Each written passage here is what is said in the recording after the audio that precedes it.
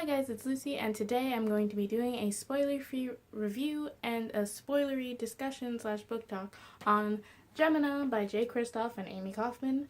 This is the second book in the Illuminae Files trilogy, so this first part will be spoiler-free. You can not have read Gemina and you cannot have read Illuminae, but if you haven't read Illuminae, by the way, I do have a spoiler-free review of Illuminae, which I'll link down below and somewhere on the screen. In this book, we follow two new main characters, Hannah Donnelly and Nicholas Malakov, who are both on the Heimdall space station, which, if you read the first book, you know what that means. If you haven't read the first book, you should read the first book.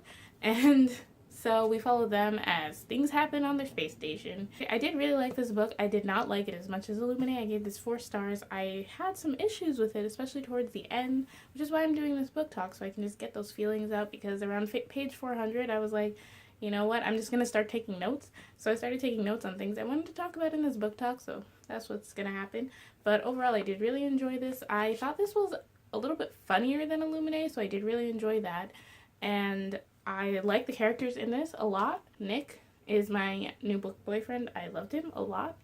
He's so funny and snarky, and you know, not always one for like those bad boy characters, but you know, it just worked in this book. And Hannah grew on me, and there's another character in here who I loved so much. I don't know, I guess that's kind of all I can do in this spoiler-free part. So if you haven't read Gemina, then you should stop watching this video, read Gemina, come back, and then watch the rest of this video. Or if you haven't even read Illuminae, go watch my spoiler-free review. Hopefully that will be enough to convince you to read Illuminae, because I loved Illuminae so much.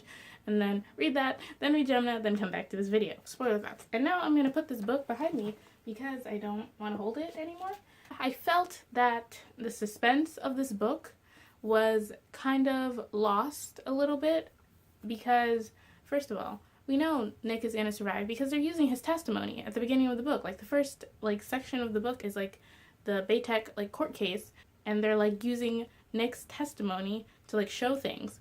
And so obviously he has to make it through the whole book to get to that testimony. I kind of thought a little bit that he would have, it was also in the black box, his testimony, but it still was a little bit less suspension. But let's just talk about Ella for a second. Let's talk about some things I loved about this book. I loved Ella so much. I didn't want to mention her in the spoiler section because she's not in the blurb, but I loved Ella. I cannot say if it was great representation or not because I'm not a person who cannot use her legs. I've never been ill and then have the illness do such detriment to my body that I can't move without assistance or anything like that, so I cannot say if she was a good representation of that, but I thought she was, if for what it's worth.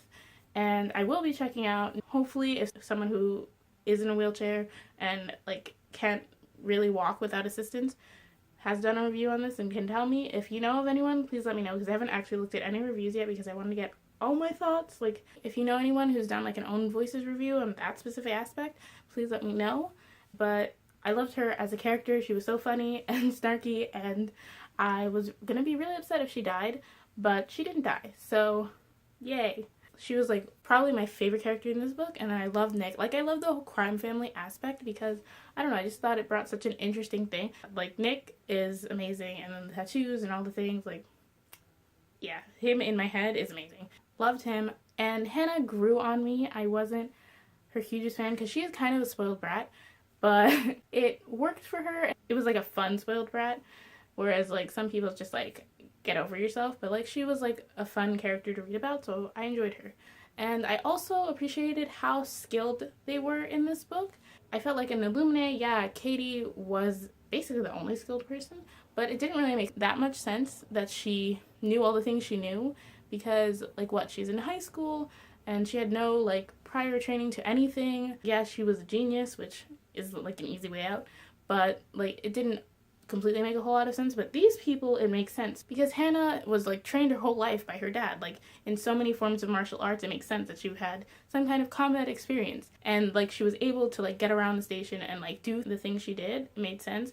Whereas in Illuminae, I felt Katie was just huge ball of luck is just in this one little person, whereas Hannah, it felt realistic that she would be able to do that. And then Nick and Ella felt more realistic because they are in this crime family. Ella, no one knows that anyone exists, I think. I didn't really understand the part how this crime family was living in the station, because like they're not official people on the station, but like how did they get on the station? Basically, like why were they allowed on the station? Why would they let these unauthorized people on the station? I didn't really understand that, but I let it go for, you know, suspension of disbelief. But anyway, back to Ella and Nick. I thought that their actions were justified because they are part of this crime family. I'm sure that Nick was trained by people in his family.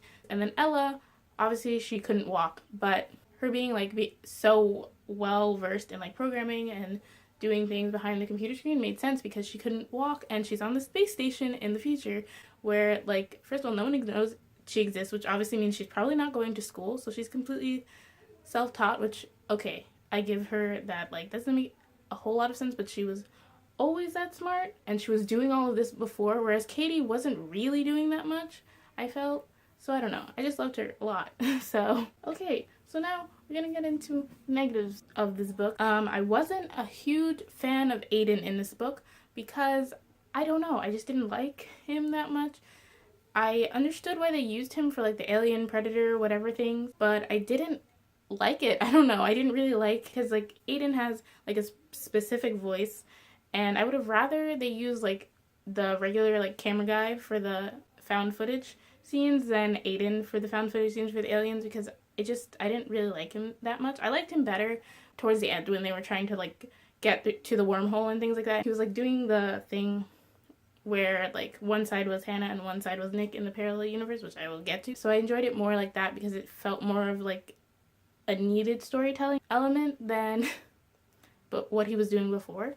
Jackson slash Rapier, whatever his freaking name is, annoyed me. I was a little annoyed at Hannah how she could so quickly move on from Jackson slash Trader McTraders a lot, because like yes, he was garbage and a traitor, but like you were in love with him, so I was like, why is she like so all over Nick? And then how Jackson conveniently is like, yeah, I'll just die here for you because I loved you, blah, even I didn't expect this to happen, blah blah blah blah, I'm a traitor, I will not forgive him ever. I had like a lot of issues where I'm clearly still going to read the third book, whatever it ends up being called, but I'm very cautious about it because I'm scared it's going to fall into these tropes again, and that's my biggest issue, that they basically reuse the same tropes from Illuminate in this book, and they didn't have the same effect. Like, tropes can be used effectively, that's why they're tropes, but I don't think they have the same effect in this book. My number one issue with this was that when our main characters died, they did not stay dead, and that was really annoying for me because they did the same thing in Illuminate, where Ezra died, but then Ezra didn't die. And it worked in Illuminate because you're like mind blown by all of this, but I came to expect it. Like, as soon as Nick died, first of all, his testimony was being used, so I knew he wasn't going to die. So I knew he had to come back. I was really hoping that his testimony was in the black box because I didn't want them to like reuse that same plot twist. And they did, and I was really annoyed. Like, it just doesn't work the second time, I think, because like you just come to expect it, and that's not what I wanted out of the book. Of course, like, I love Nick, but I spent like a good amount of time talking about how much I loved him as a character. So clearly I didn't want him to die, but they put him in a situation where he's dead, so I want him to stay dead. And that brings me to the other point where the parallel universes, I'm slowly realizing how much I hate parallel universes. I don't like that idea in books and stories.